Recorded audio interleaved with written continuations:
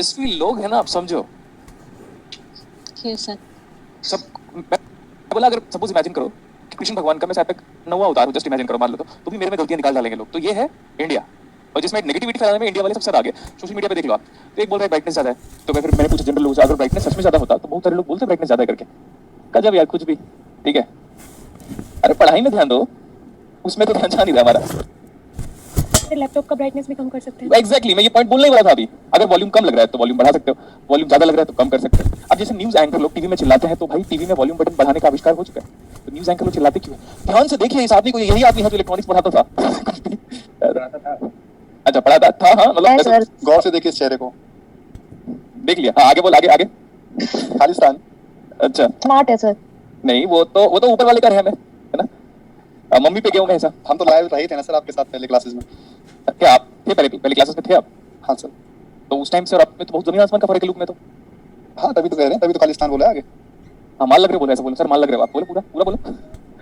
माल लग रहे हो आप। हाँ, बोले ठीक है, बोलिए, आप स्टार्ट करते हैं। ओके, लास्ट क्लास में अभी क्या होता है देखो, जैसे मैं आता हूँ ना, सबके चेहरे पे स्माइल आ जाती है। बोलो सच, बोलो सच।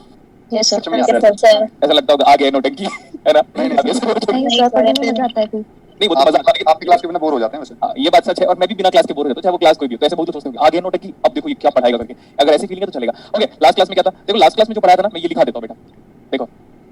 ओह, मजा नहीं आ रहा, मजा नहीं आ रहा है, बोलो। मजा नहीं आ रहा है। तो हाई पास फिल्टर का ट्रांसफर फंक्शन क्या आया था, चेक करो। और high pass filter is referred as, high pass filter is referred as differentiator. Good. अब आ जाता हूं मैं यहाँ पे। ऑयलिंग किया मैंने बालों में, दिख रहा है? नहीं sir. No sir. Light shine हो रहे हैं सर। हाँ, तो देखो ना, अभी नहीं दिख रहा बालों में, जैसे तेल लगाया हूं मैं, एकदम प्रॉपर्ली कंपू करके आया हूं, दिख रहा है? ओके, नहीं दिख रहा तो कोई प्रॉब्लम नहीं। What is low pass filter?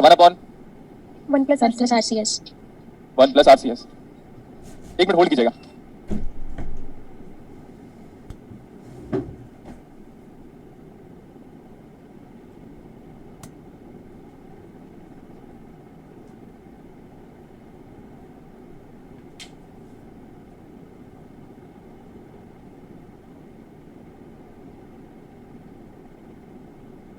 Hello. Yes sir. Okay, अभी ये बताओ, लो पास फिल्टर है ना, तो लो पास फिल्टर को क्या बोला था मैंने?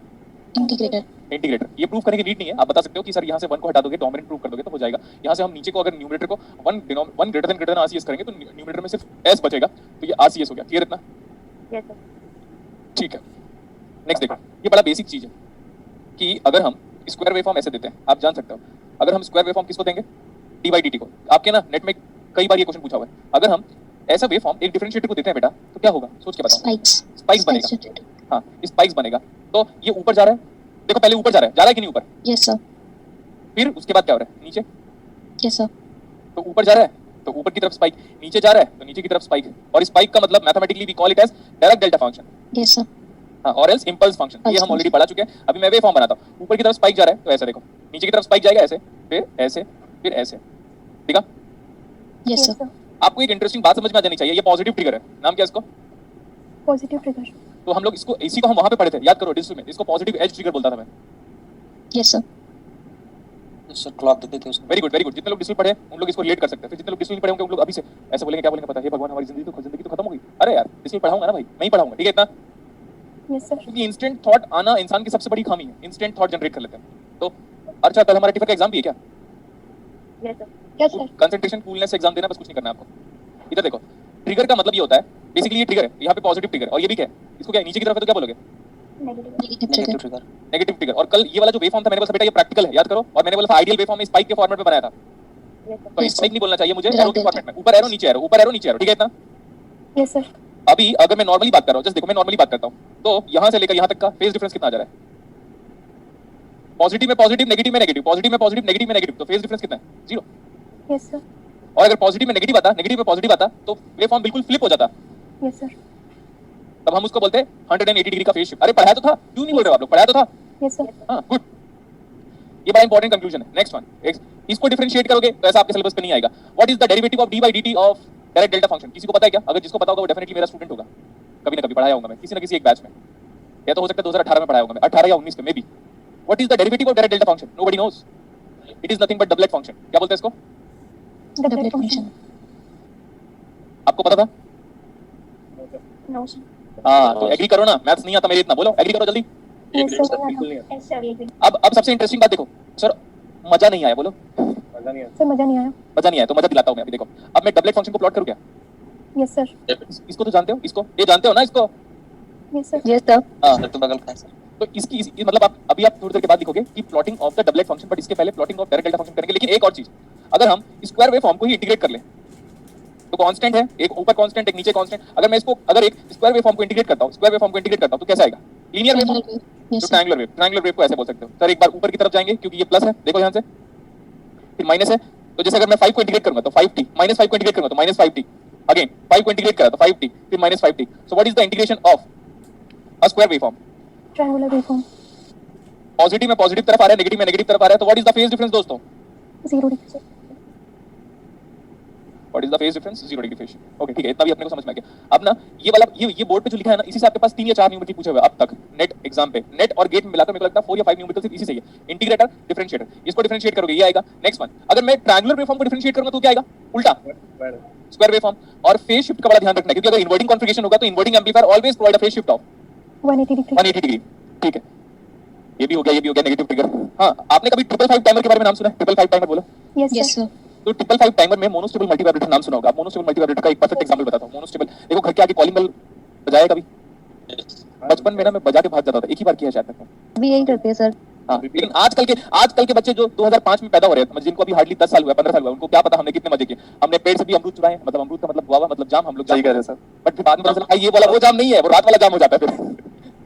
हाँ, तो फिर कच्चा चीज खाने की एक आदत सी हो चुकी है, तो ये तो हम लोग नहीं जानते। बट याद है वो कॉलिंग बेल की बात करता मैं। कॉलिंग बेल को जब बजाते हो या लिफ्ट की बटन दबाते हो तो कितने देर तक दबाते हो? ऐसे दबा के रख रहे हो क्या? ए कॉलिंग बेल दबा के रखा रहूंगा मैं। No, sir. तो जितने टाइम के लिए दबाते हो ना, ये वही है ट्रिगर कर रहे हो आप। ट्रिगर, और ट्रिगर वाला वर्ड गन से भी आया है। गन में जो ट्रिगर होता है उसको दबाते हो तो वो कितने टाइम के लिए दबाते हो? बस दबा के छोड़ देते हो, that's it, है ना? अगर किसी ने कभी शूटिंग की होगी तो कहीं पे भी, या तो मेले में गए होगे, पहले हमारे टाइम पे मीना बाजार करके हुआ करता था हमारे टाइम पे, फिर वो अब तो मॉडिफाइड हो चुके हैं। तो अब अगर आप ट्रिगर दबाओगे तो कितने टाइम के लिए दबाओगे बस खत्म, बुलेट फायर हो जाएगा। वो ट्रिगर का वो भी मतलब हम कह सकते हैं। नेक्स्ट वन, मैं मोनोस्टेबल मल्टीवाइब्रेटर की बात करता हूं। 555 टाइमर में 555 टाइमर में आप ट्रिगर यूज करते हो। ट्रिगर हम ऐसे जनरेट करते हैं रियल लाइफ में। This is the way of generating what? Trigger ऐसे ही जनरेट करते हैं। फिर आप बोलोगे सर इसमें तो पॉजिटिव भी जनरेट हो गया, नेगेटिव भी जनरेट हो गया, मेरे को सिर्फ पॉजिटिव ट्रिगर चाहिए, तो मैं क्या करूंगा पता है? इसके आगे मैं डायोड लगा दूंगा तो पॉजिटिव ट्रिगर बस बचेगा। नहीं समझ में आया? यहाँ पे देखो, अगर यहाँ तक समझ में आ गया तो डेफिनेटली मेरी आगे की बातें भी समझ में आएगी। अब इसी चीज को मैं ऐसे दे रहा हूँ, देखो ध्यान से, इसी चीज को मैंने डायोड से पास कर रहा हूँ। छोटा वाला डायोड है, छोटा वाला डायोड मतलब वही डायोड है बट छोटा वर्जन है। देखो अब ये डायोड क्या करेगा, कब कंडक्ट करेगा बताओ? फॉरवर्ड बैस में। तो ये पॉजिटिव स्पाइक जाके फॉरवर्ड बैस करेगा तो आउटपुट कितना जाएगा? Positive spike. देखो parallelly voltage same, that's it. और अगर ये नेगेटिव दोगे तो नेगेटिव डायोड में डायोड ओपन हो जाएगा। डायोड जैसे ही ओपन हो गया, input is disconnected from output. तो अगर इसके आगे उस सर्किट को कनेक्ट करते हो, ध्यान से देखिएगा, इसके आगे उस सर्किट को, तो पॉजिटिव को डायोड अलाउ कर देगा और नेगेटिव को डायोड बोलेगा रुक जा, राइट? Yes, sir. ऐसे करके स्टेप बाय स्टेप डिजाइनिंग चलती है कि हम लोग ट्रिगर कैसे जनरेट करेंगे। 555 टाइमर का डिस्कशन क्यों किया उसको बता देता हूं मैं।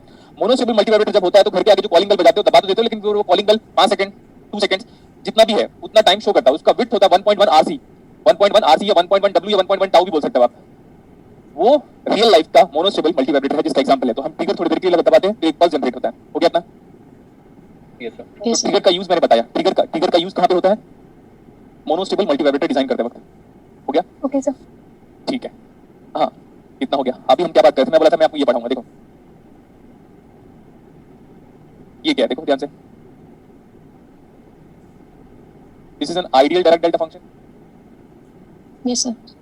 Okay, next one. We are going to talk about the practical direct delta function. If we are going to talk about the practical direct delta function, its width is approaching towards 0 and its height is approaching towards Infinity. ये है। जो blue colour से बनाया वो क्या है? Practical direct delta function. और जो येलो कलर से बनाया वो क्या है? Ideal direct delta. Ideal direct delta function. अब इसको डिफरेंशिएट करना है, क्लियर इतना? Yes, sir. May be maths में शायद ना पढ़ो आप लोग कि what is the derivative of direct delta function. ठीक है, डेल ऑफ टी बोल तो देंगे हम लोग, लेकिन डबलेट फंक्शन का नाम बड़ा इंपॉर्टेंट है और डबलेट फंक्शन की वैल्यू बड़ी इंपॉर्टेंट है। अगर आप बोलोगे सर डेल ऑफ टी आप लिखते कैसे हो, तो हम मैथमेटिकली ऐसे लिखते हैं, everybody knows this, it is infinity when time बराबर 0 बिकॉज़ ये ओरिजिन पे लाई करता है, एंड इट इज 0 एल्सवेयर बोलते हैं हम लोग, where time is not equal to 0। अगर 0 पे लाई कर रहे हो, देखो अगर टाइम बराबर 0 है तब ये इंफिनिटी शो कर रहा है, अगर टाइम नॉट इक्वल टू 0 है मतलब उसको छोड़कर बाकी सब जगह पे क्या है? 0। अरे बोलो ना, Yes, sir. मैथ्स पढ़ते हैं, लग नहीं रहा मेरे को, है ना? अब देखो ये ऊपर जा रहा है ना यहाँ पे, Yes, sir. Yes, sir. Derivative लो। अब आप बोलोगे सर कैसे ले डेरिवेटिव, और समझाता हूं मैं, डेरिवेटिव लेना भी बता देता हूं। अगर आप ऊपर जा रहे हो और डेरिवेटिव लेना है तो ध्यान से देखिएगा, ये एक्चुअली इसको और क्लोज लाके मैं ऐसे बोल रहा हूं, यहाँ पे हम ऊपर जा रहे हैं ना, देखो ऊपर जा रहे हैं कि नहीं? Yes, sir. थोड़ा ऊपर तक बनाया, इसका डेरिवेटिव लोगे क्योंकि वो खुद डिसकंटिन्यूअस था, है ना? देख सकते हो डिसकंटिन्यूअस नहीं है क्या? ऊपर जा रहे हम लोग एक ही पॉइंट पे ऊपर चले गए, एक ही पॉइंट पे ऊपर नहीं चले गए क्या? यस सर तो एक ही पॉइंट पे ऊपर चले जाओगे तो डेरिवेटिव क्या आएगा? अभी तो बताया था डेरिवेटिव ऑफ डिसकंटिन्यूअस फंक्शन, कल ही तो बताया था, स्पाइक जनरेट हो रहा था। यस सर यस सर ये देखो क्या जनरेट हुआ, ये डॉटेड लाइन ग्रीन का डेरिवेटिव लिया तो वो आया, समझ में आया? यस सर अब इधर देखो, अब यहाँ पे पहुंच के ऊपर फिर क्या कर रहे हो आप नीचे नहीं आ रहे हो क्या? आ रहे हैं sir but considering width as मतलब उसी टाइम पे हाई उसी टाइम पे लो, अब मैं नीचे आ गया तो जब नीचे आऊंगा और डेरिवेटिव लूंगा, अभी तो बताया था मैंने आपको, देखो जब नीचे आऊंगा डेरिवेटिव लूंगा तो फिर क्या जनरेट होगा? नेगेटिव स्पाइक जनरेट होगा। Yes Yes, sir sir. तो नेगेटिव स्पाइक जनरेट होगा तो देख लो अभी, ये देखो कितना मजेदार। थोड़ा और करता हूँ, थोड़ा सा जस्ट साइड पे बना रहा हूँ सो दैट आपको थोड़ा गैपिंग भी दिखाई दे। क्या मजा आया आपको? This is the derivative interesting. तो मतलब देखो ध्यान से, this is plus infinity at the same instant of time and this is minus infinity at the same instant of time, so I can say like del of t, delta dash of t is nothing but the derivative of impulse function, doublet function is equal to this is, it is an interesting curve, it is having plus minus infinity at the same instant of time that is equal to 0 and it is 0 t not equal to 0। और देखो ध्यान से, ये तो है ideally क्योंकि हम जानते हैं ये वाला width कितना, ये वाला width 0, इसलिए यहाँ पे भी width कितना नजर आ रहा है? 0। लेकिन अगर आप इसको बोलोगे तो ये, अगर आप ध्यान से बहुत ही ज्यादा केयरफुली लिखना चाहोगे मैथमेटिकल फंक्शन को तो होगा क्या? उसको देखो हम ऐसे लिखेंगे, delta dash of 0 minus is infinity and delta dash of 0 plus is minus infinity, but we know that 0 minus and 0 is same as what? 0। Yes, sir. हाँ इतना बताया मैंने, इसके आगे मुझे खुद नहीं आता कि डबल डेरिवेटिव का ग्राफ कैसे बनेगा, है ना? नहीं तो फिर पूछने के लिए a foolish man can ask more questions than a wise man can answer, नहीं तो फिर अदरवाइज क्या, इसके बाद कभी डेरिवेटिव निकालते हो तो इसका फिर से 2 बार आएगा, फिर इसका फिर से 2 बार आएगा, फिर तीसरा डेरिवेटिव निकालोगे तो 2 का भी 4 बार आएगा और नीचे वाले 2 का भी 4 बार आएगा तो 8 बार आएगा फिर। क्लियर? यस बट यहाँ तक फर्स्ट डेरिवेटिव तक का ग्राफ अगर आप समझ सकते हो तो अच्छी बात है, नहीं यूटिलिटी है तो फर्स्ट डेरिवेटिव मतलब फर्स्ट डेरिवेटिव नहीं डायरेक्ट डेल्टा फंक्शन का ही ग्राफ काफी इंपॉर्टेंट है, यहाँ तक भी समझोगे तो भी चलेगा। और मेरे को लगता है इसको मैथ्स में अप्लाई करते हो और इसको भी अप्लाई करते हो। Yes, sir. चलो आगे चलें अभी। Yes sir Yes, sir. Low pass filter high pass filter बचा हुआ था हमारा, हाई पास फिल्टर स्टार्ट किया था क्या? लेकिन उसमें डिफरेंशिएट किया था बस। High pass filter we are studying passive high pass filter. Passive high pass filter का मतलब हम ऑप एम्प यूज करेंगे कि नहीं, या एम्पलीफायर यूज करेंगे कि नहीं? नो नहीं. सर तो हम बोल रहे हैं इसको विदाउट एनी एम्पलीफायर, तो विदाउट एम्पलीफायर लिख रहा हूं। पैसिव एचपीएफ का मतलब विदाउट एम्पलीफायर। 12 की क्लासेस पे ट्रांसफर फंक्शन तो मैं निकाल चुका था, वो बताओ ट्रांसफर फंक्शन क्या आया था? RCS upon 1 plus RCS very good, ये आपको याद हो जाना चाहिए। और 1/1 प्लस RCS लो पास low pass फिल्टर, filter ये आपको याद हो जाना चाहिए। So I can write directly output in Laplace transform divide by input in Laplace transform is equal to RCS divide by 1 plus RCS। Clear? yes sir RCS divide by 1 plus RCS। What is the maximum? देखो बेटा मैं ऐसे कोई नया चीज बताऊंगा तो insist करूंगा, और अगर पुरानी चीजें पढ़ा रहा हूं तो एक ही बार बोलूंगा। एग्री करते हो ना? देखो अगर नई चीजें आएंगी तो मल्टीपल टाइम्स बोलूंगा, लेकिन अगर पुरानी कही हुई चीजों को फिर से बोलूंगा तो आप एक बार समझने की बात सोच लो। What is the maximum power of s in the denominator? 1 1. तो what is the order of the differential equation? 1. First. बहुत तो सोच रहे होंगे सर आप एक बार फुल फॉर्म लिखा दीजिए ना, डी का फुल फॉर्म, है ना? ऐसे सोचते हैं बहुत सारे लोग। What is the order of the system? System का ऑर्डर पूछा। 1 that is same as number of energy storing element. Clear? Yes, sir. yes sir तो मेरे को लगता है मैंने वो तो प्रूफ कर दिया था कि हाई पास फिल्टर डिफरेंशिएट ये तो प्रूफ कर दिया था क्या? Yes, sir. अगर नहीं, हाँ, अगर नहीं प्रूफ किया हुआ कर दिया था तो सर। हाँ मैं बताता हूँ, अगर इन केस नहीं प्रूफ किया था या कोई स्टूडेंट सोचता है कि कैसे, एक काम करो 1 इज ग्रेटर देन RCS मतलब RCS इज नेग्लिजिबल, देखो प्रूफ हो गया, वो उधर मल्टीप्लाई हुआ s f of s is equal to derivative, simple. Okay what do you mean by t of s? That t of s represent the transfer function of, बोलो, Transfer function of system. of high that pass system, filter and that system is, HPF. so what is the answer? RCS upon 1 plus RCS. RCS upon 1 plus RCS। यहाँ तक तो हो गया होगा क्योंकि मैं 2-3 लाइनें लिखा हूँ। हमको पता है in complete electronics we know S is equal to sigma plus j omega, but if you are going to represent दुनिया का any transfer function to its Fourier transform representation, Fourier transform representation is nothing but to study any function with respect to frequency domain। Correct? इतना time domain से हटा के हम दूसरी दुनिया में जाएंगे, टाइम डोमेन को हटा के हम फ्रीक्वेंसी की दुनिया में जाएंगे, तो हम उसको बोलते हैं भाई नाउ ट्रांसफॉर्म ले चुके हैं हम। ट्रांसफॉर्म का मतलब यही होता है, तो हम कौन सा ले चुके हैं? Fourier transform. फोरियर ट्रांसफॉर्म को हम फ्रीक्वेंसी ट्रांसफॉर्म भी बोल सकते हैं, बट लैप्लास ट्रांसफॉर्म को आप फ्रीक्वेंसी ट्रांसफॉर्म तब बोलोगे जब रियल पार्ट क्या हो जाएगा? 0। 0. yes sir सर ये देखो मजेदार वाली बात कर देता हूं मैं, f of s, क्योंकि बिकॉज ना teaching is all about internal feeling, समझा? yes sir क्यों? क्योंकि ज्यादा पढ़ाने की फीलिंग अगर आ गई, टीचिंग इज ऑल अबाउट, जैसे मेरा जो टीचिंग है इट्स ऑल अबाउट नशा, मतलब एक बार अगर आ गया फीलिंग तो फिर देखो फिर f of t into e raised to the power of minus of st, correct इतना, into dt, Yes, sir. Yes, sir. f of s या f of s को मैं सिग्मा प्लस j ओमेगा बोल दिया. s is replaced by s is a complex quantity, limit is minus infinity to infinity, but in mathematics limit is from 0 to infinity. So f of t into e raised to the power of minus of sigma t into e raised to the power of s equal to sigma plus j omega, so that is equal to minus of j omega t. Can you recall the formula of Fourier transform? Fourier transform में कभी-कभी books में f of j omega लिखा हुआ है और कभी-कभी books में f of omega लिखा हुआ है. अब मैं दोनों के डिफरेंस को बता देता हूं जो दुनिया में आपको कोई रेयरली बता पाएगा. सुनोगे? Yes, sir. कभी बुक्स में ये लिखा हुआ है, कुछ बुक्स में, और कभी किसी बुक्स में ये लिखा हुआ है. तो हम समझ में नहीं आता कि साला बुक वाला कहना क्या चाहता है. बुक वाला कुछ नहीं कहना चाहता, मैं बताता हूं वही बुक वाला कहना चाहेगा, क्योंकि मैं अलेक्जेंडर साडुको में देखा ना तो मुझे क्लियर हो गया. अच्छा ठीक है, दोनों सेम है. वो एक बंदा ये बोलता है कि भाई इसमें मैग्नीट्यूड और फेज दोनों है, और वो बोलता है इसमें मैग्नीट्यूड भी है फेज भी है, लेकिन हम फेज को अभी के लिए नेग्लेक्ट कर रहे हैं, क्योंकि जैसे ही s को j ओमेगा लिखते हो तो ध्यान से देखो आयोटा वाला टर्म आया और ओमेगा वाला टर्म आया. तो मैंने कल की क्लासेस में आपके लो पास फिल्टर में मैंने मैग्नीट्यूड भी निकाला था और फेज भी निकलवाया था, क्योंकि s replace by j omega. अब वहां पे t ऑफ j ओमेगा लिखते हो या t ऑफ ओमेगा लिखते हो. जब t ऑफ j ओमेगा लिखते हो तो आप ज्यादा एम्फसाइज करते हो कि भाई फेज भी और मैग्नीट्यूड भी है, और अगर t ऑफ ओमेगा लिखते हो तो आपको खुद सोचना पड़ेगा कि मैग्नीट्यूड पे इंटरेस्ट शो कर रहे हो या फेज में. Yes, sir. मैं थक गया बोलते बोलते. Okay Yes, sir. ओके, ये सही है अभी. तो what is the transform formula? Minus infinity to infinity f of t dot e raised to the power of minus of j omega t into dt. तो देखो दिस इज ये any how ये convergent होना चाहिए. पहले f of t convergent था. याद रखना जो अनबाउंडेड सिग्नल होता है ये डाइवर्जेंट. मैथ्स में हम किसी डाइवर्जेंट फंक्शन का फोरियर ट्रांसफॉर्म नहीं निकालते. In that case what is the condition for the existence of the Fourier transform? Is nothing but minus infinity to infinity negative quantity is no problem into e raised to the power of minus of sigma t, its magnitude into dt should be less than finite, should be less than infinity. That means what? It is convergent. Yes, sir. This is referred as Dirichlet condition for the existence of the Fourier transform. Yes, sir. Yes, sir. ये देखो ये यहाँ से ऐसे करके derive कर दिया मैंने हमले. f of t into e raised to the power of minus 6. ये कंडीशन होगी तब जाके लैपलास ट्रांसफॉर्म एग्जिस्ट करेगा. लेकिन अगर आप जस्ट बोलते हो कि सर फोरियर ट्रांसफॉर्म की एग्जिस्टेंस की क्या सिग्निफिकेंस है, तो ये है उसका significance. This is the condition for the existence of the Fourier transform. f of t magnitude ले लो, कोई प्रॉब्लम नहीं है, into dt should be less than infinity. This is the condition for the existence of the Fourier transform. This is the condition for the existence of Laplace transform. And the condition for the existence of Laplace transform is referred as Dirichlet condition, where sigma plays an important role in electronics, where we call that sigma as deciding factor of stability, is referred as region of convergence. Yes, sir. लिख लो फटाफट. अब हम उसकी बात करेंगे जहां पे हम थे. ये तो बेसिक उसकी बात कर लिया मैं, बेसिक मैथ्स की बात कर लिया मैं.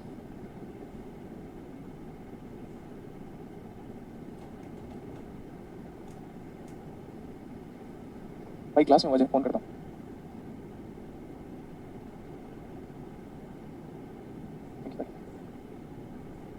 ठीक है इतना बेटा. Yes, sir. हाँ ये तो नॉर्मल बात कर लिया. लेकिन अब मैं यहाँ पे जा रहा था. मैं एस को आज तक क्या लिखते आया हूँ ऑलवेज. आप क्या लिखोगे? एक फिजिक्स वाले स्टूडेंट को S equal to sigma plus j omega सिर्फ पता होना चाहिए कि एस की क्या वैल्यू है, लेकिन अप्लाई करते वक्त क्या करोगे आप? J omega. j s is equal to j omega. Okay, तो हम t ऑफ j ओमेगा लिख सकते हैं. t ऑफ j ओमेगा लिखने का यहाँ पे मेरा एम्फसाइज ये है कि इस ट्रांसफर फंक्शन का मैग्नीट्यूड भी है और फेज भी है.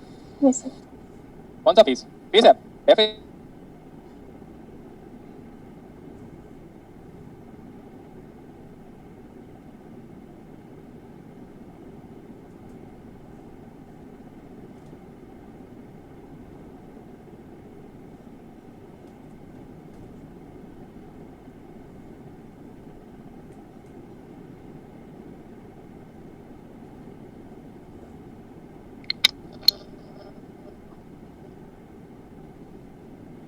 सर क्लास नहीं चल रही है.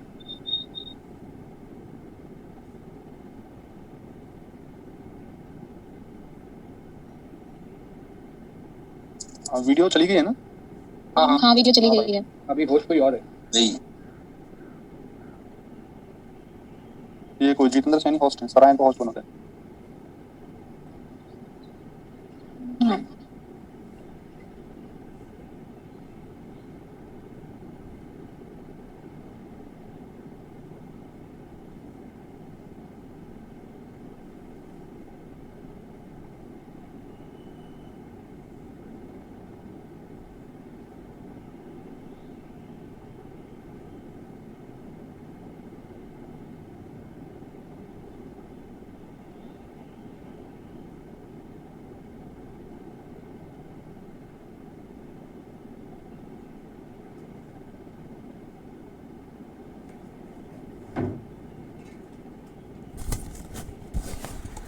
हेलो, आवाज आ रही है क्या? Yes sir Yes, sir. यहाँ पे बेटा लाइट चली गई थी और लाइट ट्रिप कर गई थी, TRIP जो भी है, आई डोंट नो, इसे चला गया था। तो रुकावट के लिए क्या बोलो बोलो बोलो। हाँ Air है। सर आप होस्ट नहीं प्लीज सर को होस्ट बना दीजिए, बार बार फोटो आ रही है आपसे। क्या आ रही है होस्ट? नहीं सर को होस्ट बना दीजिए। हाँ कौन है भाई? हाँ तो कैरेन डेवर, अच्छा कैरेन डेवर वाली तो होस्ट है, तो एक बार होस्ट बनाएंगे तो स्टार्ट करेंगे, ठीक है?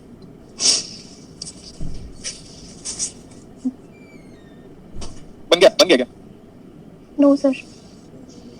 नहीं सर अभी आप होस्ट नहीं सर आप देख नहीं रहे हैं। तो मन की आंखों से देखो। सर अभी आप होस्ट नहीं हो ना, तो जो बात करेगा ना उसका स्क्रीन दिखाएगा, तो सभी पिन कर लो सर को। हाँ पिन करो कहाँ से करें? इनका हमारे वाले एक मिनट पे लगा, बोलता हूँ यार सर को, ठीक है? पार्टिसिपेंट पे जाके कर सकते हैं।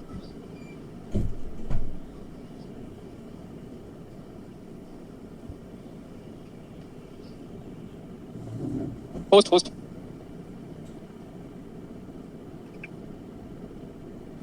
बन गई ला? Yes, sir. यस सर आप Yes, होस्ट sir. हैं हाँ ओके, तो यहाँ पे थे हम लोग। एस को किसे रिप्लेस किया बताओ? J omega. सबसे पहले हम बात करेंगे मैग्नीट्यूड रिस्पांस।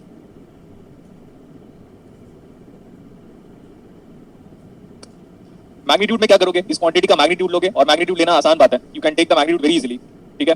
मैग्नीट्यूड देखो अभी, डी ऑफ जे ओमेगा का magnitude is equal to omega R C divide by root over 1 plus omega R C and इसका होल स्क्वायर, ठीक है? हम अलग अलग मैग्नीट्यूड लेते हैं। T of J considering omega is equal to 0, what is magnitude? 0. बहुत लोग 1 बोल देते एकदम गजब टाइप से, क्योंकि इंडिया में टैलेंट की कमी है क्या? No No, sir. और वो ऐसा टैलेंट है जिसको देख के शर्म आता है मेरे को। हाँ, what is omega is equal to 1 by RC. 1 by root 2. So whenever the magnitude get reduces by 1 upon root 2, we do have the concept of corner frequency, break frequency, cutoff frequency, higher 3dB frequency, lower 3dB frequency, or 3dB frequency, or roll off frequency. Yes, sir. Yes, sir. Now what is, when you put omega to be a very high value approaching towards ideally infinity, so what is this? 1. 1. Order of numerator and denominator both are same. Now this is 1. क्या बोलेंगे? 1. हाँ 1 बोलेंगे, ठीक है? Okay, तो पहले हम magnitude plot कर लेते हैं। आपकी कॉपी में फ्यूचरिस्टिक न्यूमेरिकल पहले से ही है, देख लीजिएगा। आप जिस दिन एग्जाम दोगे आपको क्लियर हो जाएगा, यार सर ने तो हमें न्यूमेरिकल पहले ही करवा के रख दिया है और वो एग्जाम पे बाद में पूछेगा।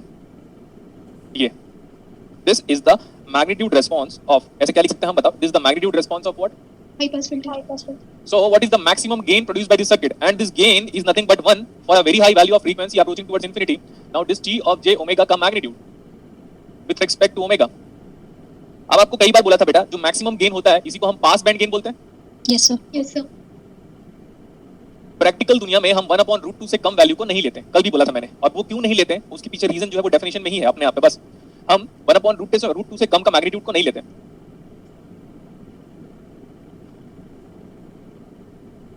सो मैं बोला था ये इमेजिन करो, ये 1 upon root 2 वाली वैल्यू है और नीचे चला गया उसके बाद। तो 1 upon root 2 मैग्नीट्यूड पे जिस फ्रीक्वेंसी को मिल रहा है हमारे पास, ये क्या है? अब देखो, ये ओमेगा एल बोल रहा हूँ, क्योंकि मिनिमम इतनी फ्रीक्वेंसी चाहिए। इस पॉइंट को देख लो आप, मिनिमम इतनी फ्रीक्वेंसी चाहिए जिसके बाद हाई पास फिल्टर अपना आउटपुट देना शुरू कर रहा है। कट ऑफ फ्रीक्वेंसी, इसी को हम लोग बोल रहे हैं लोअर 3 dB। क्या बोल रहे हैं इसको? Lower 3 dB Frequency. frequency. Else we can call it as cutoff frequency of High pass cutoff filter. frequency of high pass filter. Can we also call it as corner frequency? Yes, sir. Same, but corner frequency किसका? HPF. corner frequency। और आगे लिख लो break frequency भी कह सकते हैं हम इसको। क्या बोल सकते हैं? Break frequency.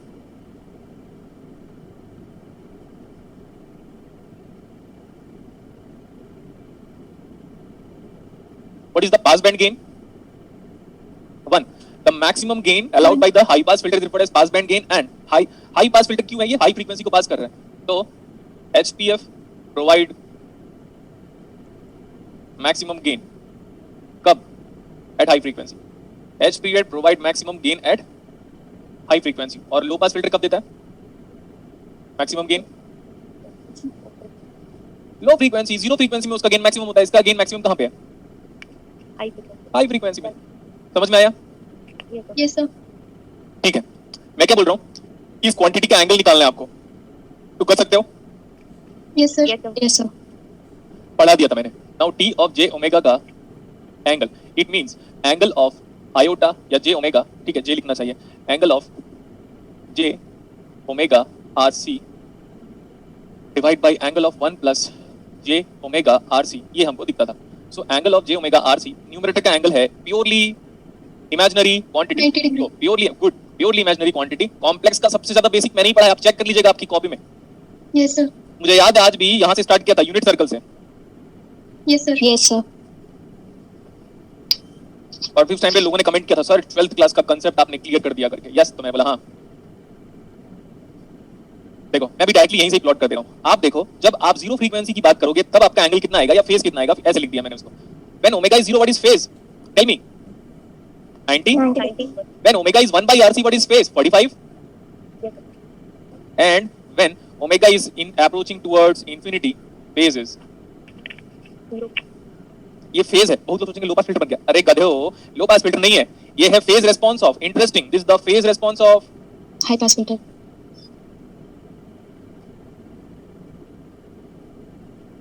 This is the phase response of high pass filter. मैं आपको इतना एंगल का एक अच्छा क्वेश्चन कराना चाहता हूं बट मेरे पास वो है नहीं, तो फिर कैसे कराएं? ढूंढना पड़ेगा मेरे को. अब तो मैं ढूंढ नहीं सकता. फिर मैं बोला एंगल का एक अच्छा न्यूमेरिकल करा दे अभी, लेकिन उसमें आप ही को हेल्प करना पड़ेगा. बोलो कैसे? बोलो कैसे? कैसे? तो वो जो इस बार जो नेट एग्जाम पे जो वो आया था, क्या नाम है वो रेस्पॉन्स शीट नेट एग्जाम वाला, तो आप मेरे को फॉरवर्ड कर सकते हो. वो बैंक में एक फेज वाला क्वेश्चन था.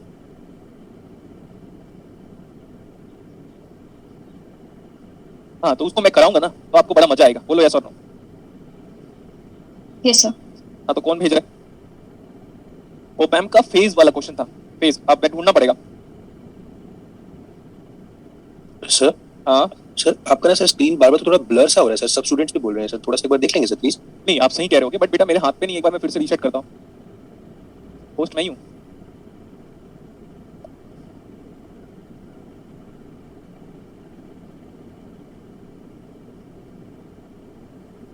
सर अब सही आ रहा है एकदम. ओके ठीक है. मेरे को ना बताओ, मेरे को ढूंढना पड़ेगा.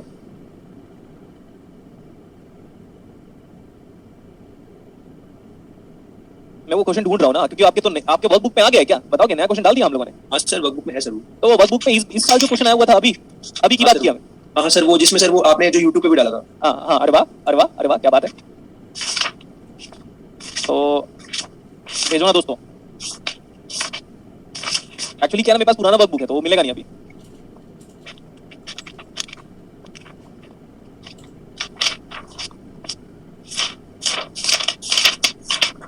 चलो ठीक है, नहीं मिल रहा, कोई बात नहीं. आपको बाद में देख लो इसको, तब तक हम कंटिन्यू करते हैं फिर आगे.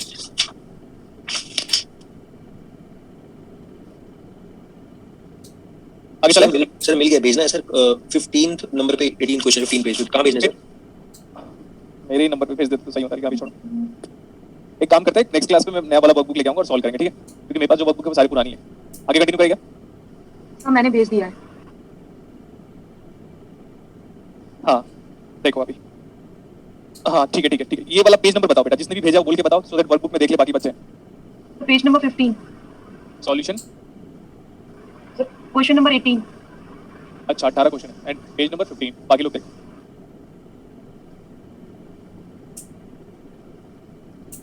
ठीक है. What is omega given to you as 100 radian per second.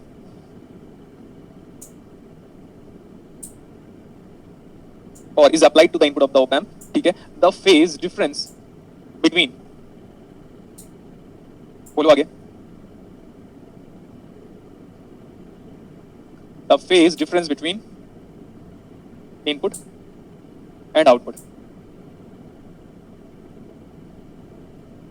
अरे कुछ कह क्यों नहीं रहो?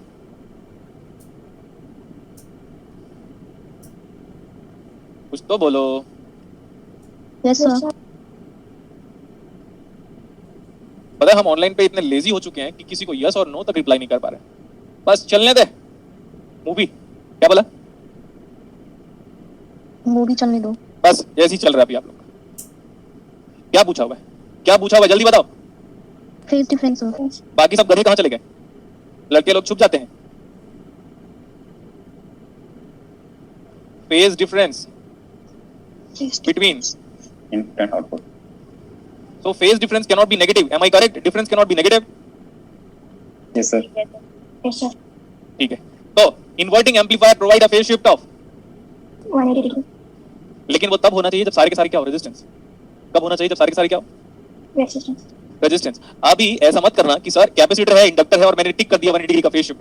No, it is obviously an inverting amplifier, but let me find out the transfer function first. If you are going to determine the transfer function, let's see. ये क्या है? R1 और C किस में कनेक्टेड है? सीरीज में। ये हो जाएगा R1 प्लस 1/CS, और ये R2 का R2 है। तो इसका क्या हो जाएगा? Output in Laplace transform divide by input in Laplace transform. Output in Laplace transform divide by input in Laplace transform is referred as what? Transfer function. This minus of R2 by, मैं इसको लिख दूं Z1 of S, चलेगा पूरे को? RF by R, simple. Yes, sir. RF by R, तो वो है minus of RF by Z1 of S। तो हम इसको बोल सकते हैं सर, आप डायरेक्टली इसको ट्रांसफर फंक्शन लिख दो, जो कि आउटपुट इनपुट का बीच का रेशियो है। So minus of R2 divide by, ये पहले पढ़ाया भी था, मुझे याद आ रहा है, प्रैक्टिकल डिफरेंशिएटर में, और उनके भी कॉपी में ऐसे ही था सब कुछ। सो what is this transfer function? ऊपर चला गया ये minus of R2CS divide by 1 plus, is it the high pass filter? Yes, Yes, sir. sir. Because the transfer function is looking as if like is the transfer function of RCS divided by bolo 1 plus RCS. So what CS divided by 1 plus RCS represent the transfer function of high pass filter. High pass filter, that means differentiator. This is the practical differentiator circuit. Yes, sir. और देखते रहो अभी, S is always replaced by j omega for the frequency domain response. Now this is T of j omega. This is T of j omega is equal to minus of j omega R2 C divided by 1 plus j omega R1 C. हाँ, अब हम क्या बोल रहे हैं? Now, can you put the value of? Initially, don't put the value of R2 and R1 and C. Later on, after deriving the transfer function, now you are in that situation to put the value of passive component R and C. कितना था बताओ? मैं बताता हूँ। T of j omega equal to minus of j omega. अच्छा, एक काम करते हैं, ओमेगा तो दिया, मैंने डायरेक्टली पुट ही कर लेते हैं। ओमेगा कितना दिया हुआ है? Into R2 कितना देखो? इंटू सी कितना देखो?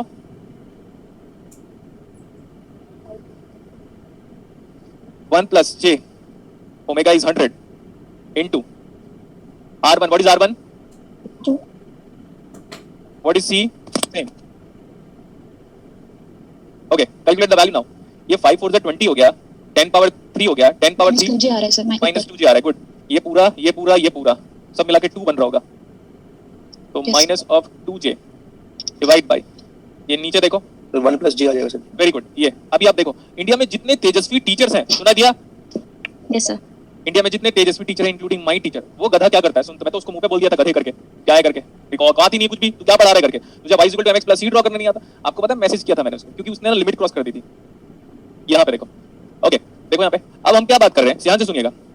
अगर आप सोचो पहले से ही यहाँ से वैल्यूज पुट करते जाते तो यहाँ तक आते आते शाम हो जाता। Yes, sir.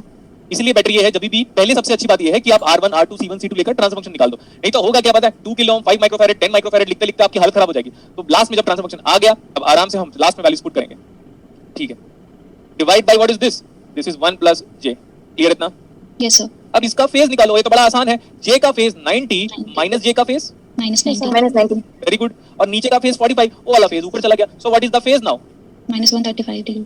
-135 degree. But question is asking about the phase, or sorry, phase difference. Phase Yes, sir. difference cannot be negative. So what is this 135 degree in radian? 3 pi by 4 आ जाएगा। पक्का? Yes, sir. 3 pi by 4। उन्होंने answer क्या दिया था? 5 pi by 4। अभी देखिएगा, याद रखना बेटा, एक बार अगर गुलशन सर ने सॉल्यूशन बना दिया, और अगर आप क्लास में, खासकर अगर मैं क्लासेस में स्टूडेंट के साथ अगर मैं सॉल्यूशन बना दिया, तब तो फिर कभी भी कोई बदल नहीं सकता। This answer is 200% correct. अब सुनते रहेगा क्यों। उन्होंने फेज डिफरेंस बोला है, फेज नहीं पूछा है। फेज डिफरेंस आराम से 5 - 2 is 3 and 2 - 5 is also 3, but it is difference not subtraction। तो डिफरेंस में तो आंसर सही है। अब आप ध्यान से देखो सर, अगर हम मैं ही एग्जाम पे हूं तो मैं तो टिक कर दूंगा, बोलो obviously Yes, sir. Single answer है Yes, ना, sir. एमएसक्यू तो है नहीं। अब देखो, ऐसा भी कर सकते हो सर, माइनस ऑफ 135 डिग्री में अगर हम 360 डिग्री को ऐड करें तो कुछ फर्क पड़ेगा क्या?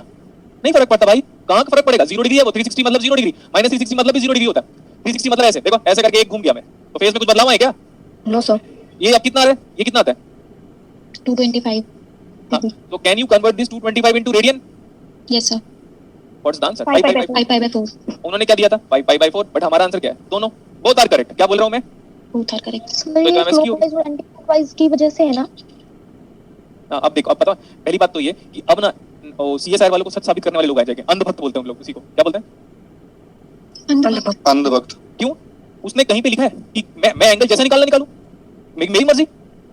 आपको लगता है आप रेशनलाइज करके निकालोगे तो आप ये तो बता दो, आपको ये भी पता होगा कि 225 हो या -135 हो, कोई एंगल में प्रॉब्लम नहीं है भाई। एंगल तो एंगल है, आप चाहे कैसा भी मेजर करो, काउंटर वाइज या एंटी क्लॉकवाइज मेजर करो, एंटी क्लॉकवाइज। अब आप बोलोगे सर हम तो काउंटर क्लॉकवाइज फॉलो करते हैं, तो मैं बोला मान लिया, तो काउंटर क्लॉकवाइज फॉलो करते हो तो उसमें 360 डिग्री को ऐड करने को मतलब और घूम जाओ एक बार एंटी क्लॉकवाइज से काउंटर क्लॉकवाइज, तो क्या प्रॉब्लम है? और एक और चीज है, सबसे बड़ा फॉल्ट तो यहाँ पे, यस सर। या तो उसको सिर्फ फेस पूछना था। अगर वो सिर्फ फेस पूछता तो मैं आराम से बोलता कि 135 -135 तो दिया नहीं है, क्योंकि फेस में तो नेगेटिव दिया नहीं है, तो मैं बोलता उसी फेस में 360 डिग्री को ऐड कर लो। अब बहुत सारे ज्ञानी पुरुष पैदा हो जाएंगे उन सीएसआई वालों को सही साबित करने वाले। उन सीएसआई वालों की कोई औकात है क्या मेरे सामने? कुछ भी मतलब हो गया। अभी मैंने सॉल्व कर दिया, अभी आपको मानना है तो मानो, अदरवाइज एंजॉय। सर इसमें ना सर, जो अगर हम वो टी ऑफ एस जहाँ से सर आपने वो ऊपर है ना -R2/R1 + 1/CS वाली है ना सर, हाँ जी। अब अगर नीचे अगर मैं वो मतलब उसको j ओमेगा में कन्वर्ट करके उसको j से मल्टीप्लाई जैसे डिवाइड कर दूं ना सर 1/CS में, तो वो बन जाएगा -R2/1 माइनस बोला उसे 5/4 आ रहा है। और ये बता दो, उन्होंने वही किया, उन्होंने सिर्फ वही किया। आपने Exactly. तो बेटा आप जो मैं समझ गया, तो j को मल्टीप्लाई और डिवाइड करने का मतलब आप उसमें नॉर्मलाइज कर रहे हो, तो बिना नॉर्मलाइज करे, हां एग्जैक्टली, तो लोग भी यही कर रहे थे, लोग भी यही कर रहे थे। आंसर ये आंसर आ ही नहीं रहा है, तभी सर आपने दोनों आंसर कैलकुलेशन तो कर सकते हैं सर। हां सर, आप रेशनलाइज करके करोगे तो ये आंसर आएगा। हां सर एग्जैक्टली, मैंने तभी कल किया था सर, ये तभी आ रहा है। और आप चेक कर सकते हो, मैंने आज तक हमेशा डायरेक्टली निकालता था मैं फेज, और मैं बोलता था डायरेक्ट ही निकालना है। अब देखो, आप बोलोगे सर डायरेक्ट कैसे निकालते हो आप? फिजिक्स का सारा स्टूडेंट फेज ऐसे निकालता है रेशनलाइज करके, इसीलिए आंसर क्या आता है 5/4। हां। और जो गुलशन सर के स्टूडेंट है वो फेज को बोला मंजे जैसे निकालना निकालो, कोई फर्क नहीं पड़ता, रेशनलाइज करना है तो भी वही आंसर आएगा। अब उनको आदत थी, उन लोगों ने जैसे निकाला ना, उन्होंने वो जनरल ट्रेंड को फॉलो किया, उन्होंने इधर के बारे में सोचा ही नहीं कभी, ठीक है, नहीं निकला फेज। अब मैंने सॉल्व कर दिया, वो मेरे हिसाब से बोथ आर 200% करेक्ट आंसर। मर्जी आपकी, मानना है तो मानो, अदरवाइज इतना सारा आपको बताया फिर भी मेरे पे फेथ नहीं आ रहा तो मैं क्या कर सकता हूं? फेथ कैसे आ जाएगा? मैं तो बोला था ना, सही बताया आपने। फेथ मेरे पे फेथ नहीं होगा ना, कहां से फेथ होगा मेरे पे? सर आप करिए। सर इस क्वेश्चन पे सर फिर हम मतलब क्लेम नहीं हो सकता क्या? मतलब जैसे आपने बताया था ओपैम्प वाले क्वेश्चन को इसमें, अरे बेटा इसीलिए तो मैंने YouTube पे डाला था इसको, इसमें क्लेम करो। वो क्वेश्चन सही था डायोड वाला, वो सही को गलत करा दिया और गलत को सही कर दिया। गजब हो गई भाई ये तो बात। आप सोचो ना, उस दिन पता वो इलेक्ट्रॉनिक्स में 10 नंबर का हेराफेरी हुआ था टोटल, उसी टाइम पे 10 मार्क्स का हेराफेरी हुआ था, क्योंकि ये सही था, दोनों को मार्क्स देने चाहिए था, इसको भी और इसको भी, और वो गलत था तो उसको डिस्कार्ड कर दिया उन्होंने। समझे अभी मेरी बात को? नहीं आया समझ में? कहां आएगा? तुम लोग एक काम करो, तुम लोग प्रेम रतन धन पायो ही देखो बेटा, उसी में एंगल निकालना सिखाएगा सलमान खान। आया सर समझ। एक स्टूडेंट कुछ बोल रही थी, सर ऐसा करेंगे तो वैसा आएगा, ऐसा करेंगे तो वैसा आएगा। हाँ रट ली है ना बेटा तू? कोई थी कोई स्टूडेंट लगा था मेरे को, इरिटेट कर दिया था यार, अच्छे से बता रहा तो प्रॉब्लम हो रहा है क्या? हमको क्या लगता है कि क्वेश्चन गलत नहीं हो सकता, टीचर गलत हो जाएगा भले। छोड़ो अभी। हाँ कहाँ पे थे हम अभी? High pass filter and low pass filter में। Yes sir. मैं क्या बोल रहा हूँ, मैं एक नॉर्मल सा बेसिक क्वेश्चन कराऊँ आपको? Yes sir. मैं बिल्कुल भी केयर नहीं करता कि आप किसके आंसर को सही ठहराते हो, मेरे को या उनको, आई don't care at all. But इस क्लासेस में कुछ स्टूडेंट ऐसे हैं जिनको ब्लाइंडली बिलीव है कि भाई एक बार सर ने सॉल्व कर दिया तो वही आंसर सही है, I don't care about other peoples what they are saying, और उन्हीं का होने वाला है फिक्स। देखो ध्यान से, कंपैरेटर हम पढ़ चुके हैं, कंपैरेटर हम पढ़ चुके हैं। Yes sir. Yes sir. C and लिखो आप कंपैरेटर, और उसके नीचे लिखो जनरल डेफिनेशन ऑफ कंपैरेटर। पहले आप लिखोगे कंपैरेटर, फिर नीचे लिखोगे जनरल डेफिनेशन ऑफ कंपैरेटर। मैं 5 मिनट्स पहले छोड़ूंगा आज की क्लास, ओके सर। क्योंकि मेरी वापस क्लास है 4:30 को। पहले हम लिखेंगे कंपैरेटर, फिर हम लिखेंगे जनरल डेफिनेशन ऑफ कंपैरेटर। हाँ अभी और देखो, ऐसे लिखोगे आप, any op-amp operating in saturation, any Apple type दिख रहा है क्या? थोड़ा Apple Apple. Yes sir. Yes sir. ठीक है बना दिया। हार्ट से भी मिल रहा है सर। क्या मिल रहा है? Human heart. कैसे मिल रहा है? Sir heart. ह्यूमन मेरे भाई हार्ट नहीं होता, वो कार्डियोइड होता है। फिजिक्स के स्टूडेंट लोग हार्ट, फिजिक्स वाले ऐसे होते हैं सर। फिजिक्स वाले हार्ट बोल रहे हैं। अरे हार्ट थोड़ी ना, हार्ट वैसे ही होता है क्या? कार्डियोइड होता है वो। R is equal to 2a1 minus of cos of phi is nothing but the cardioid mathematical form, जिसको आप दिल बोलते रहते हो। ठीक है सर। हाँ ईसीजी उसी का पार्ट है। हाँ अभी क्या हो गया? जनरल डेफिनेशन लिखो, op-amp operating in saturation region, op-amp operating in, या ओपैम्प इन सैचुरेशन, ओपैम्प क्या? कौन छूट गई है ये? क्या बोल रही है? सर एनी बोल रही थी, आपने बोला था ना शुरू में, any op-amp operating in saturation region. अच्छा तो एनी ओपैम्प मतलब ठीक है, एनी ओपैम्प लिखता हूँ।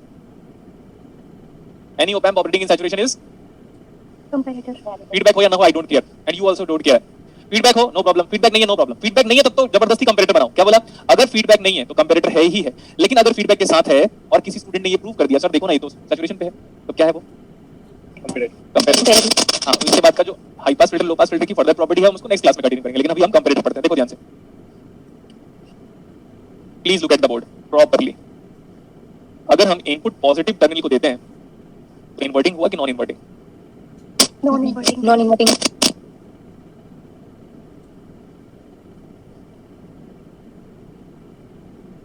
This input is 10 volt. और वर्चुअल ग्राउंड कांसेप्ट कब वैलिड होता है? जब हमारे पास फीडबैक क्या हो जाए? Negative. When feedback is negative virtual ground concept is valid. ये भी हमको समझ में आता है। इसको अगर आप समझ लिया तो लाइव जिंगल वाला बोलो। Yes, sir. यस मतलब क्या? मैंने जो बोला वही बोलो। Light in कौन बे यार? म्यूट कर लो ना, नॉइज जनरेट मत करो। इसको समझ डाला तो लाइव Jingalala. जिंगल जिंगल वाला। हाँ ओके गुड। अब देखो, क्योंकि पता है मैं आने वाले टाइम पे ओपैम्प और बीजेडी का हेडिंग लिखा होगा ना, तो उस टाइम पे बड़ा ये इंपॉर्टेंट हो जाएगा कि कंपैरेटर क्या है। ठीक है, तो अभी मैंने बोला ये जो सप्लाई वोल्टेज है ना, इसकी यूटिलिटी आज आपको क्लियर हो जाएगा। जब सप्लाई वोल्टेज क्वेश्चन में दे तो बड़ा इंपॉर्टेंट हो जाएगा क्वेश्चन। ठीक है, Yes, sir. लेकिन हर क्वेश्चन में नहीं, लेकिन अगर देगा तो क्या चीज चेक करना पड़ेगा? क्या हमारा आउटपुट 15 से ऊपर तो नहीं गया? क्या हमारा आउटपुट -15 से नीचे तो नहीं गया? ये चेक करने की रिस्पांसिबिलिटी बन जाएगी आपकी जब हमको सप्लाई वोल्टेज देता है तो। अच्छा, Yes, sir. अभी मैं डायरेक्टली ऐसा लिख सकता हूँ, output is equal to 1 plus RF by R into input, and what is my input? 10, and what is RF and R? Both are same, so what is V naught बराबर 20. 20 and हाँ is 20, आगे बोलो, पूरा बोलो ना यार। Volt. Volt sir 20 volt, लेकिन from question I know that V naught cannot go beyond, what is the value of V naught maximum? 15 volt. 15 volt. और maximum output of the op amp is restricted to 15 volt, 15 volt. so इसका मतलब 20 volt is not possible। Yes, sir. 20 volt is not possible। आगे तो मतलब कितना volt is possible? तो V naught possible कितना आया? 15 volt. पंखा चला रहे होगे घर पे, है ना? तभी वो पंखे की आवाज आ रही है। तो what is V naught possible value is 15। V naught possible value is 15, that means ये 15 तो तभी आ सकता है व्हेन op amp किस में चला गया होगा? Saturation. Saturation. Saturation. याद कर लो कैरेक्टरिस्टिक्स अपनी कॉपी का। When op amp is in saturation, and पूरे वर्ल्ड को पता है कि virtual ground concept is only valid in. Linear region. अगर हमारा V naught ऐसा आता 14.9 तो लीनियर बोलता, 10 आता तो लीनियर बोलता, माइनस ऑफ 17 आता तो सैचुरेशन बोलता, माइनस ऑफ 14 आता तो लीनियर बोलता, ये दोनों के बीच में आता तो लीनियर बोलता, ये दोनों के ऊपर जाएगा तो क्या बोलूंगा? Saturation. So when op amp is in saturation region, virtual ground concept is बोलो Invalid. Invalid. invalid। और ध्यान से सुनो, अभी इमेजिन करो, इसको नहीं करता हूं मैं, वो हटा दिया, थोड़ी देर के लिए समझो। What is this voltage? How much is this voltage? 10 volt. 10 volt. Imagine करो ये नहीं किया होगा, तो from virtual ground concept how much is this voltage? हटाओ इसको पूरा, नहीं है वो, मानो। 10 volt. सो यहाँ पे नोडल अप्लाई कर रहा हूँ इस पॉइंट पे। Let's apply nodal analysis. पूरा इलेक्ट्रॉनिक्स में जो सबसे ज्यादा इंपॉर्टेंट चीज अगर मेरे पॉइंट ऑफ व्यू से बोलोगे, चाहे वो फेट हो, चाहे वो मॉसफेट हो, चाहे वो बीजेडी हो, चाहे वो डायोड हो, कुछ भी सबसे ज्यादा इंपॉर्टेंट चीज क्या है? नोडल। Yes, यहाँ पे sir. आ जाओ, यहाँ पे आ जाओ। ये 10 वोल्ट है, क्यों? क्योंकि फीडबैक नेगेटिव है, नेगेटिव फीडबैक की वर्चुअल ग्राउंड कांसेप्ट, यहाँ पे 10 वोल्ट, तो 10 minus ground by R plus 10 minus of output voltage V naught by R equal to 0। So what is V naught बराबर 20 volt. 20 वोल्ट। मतलब ये 10 है, अगर ये 10 है तो इसको 20 होना पड़ेगा, लेकिन क्या वो 20 हो सकता है? No, sir. No, तो sir. वो कितना हो सकता है आउटपुट? 50 volt. 15 volt. ये 10 है तो ये 10 है, अगर ये 10 है तो V naught कितना है? 20. बट V naught फाइनली है कितना? 15 volt. 15. 13 क्या चिल्ला रहे हो बे? V naught कितना है फाइनली? 15 sir 15 volt. 10 केले का दाम 10 रुपया, तो 7 केले का दाम कितना आया?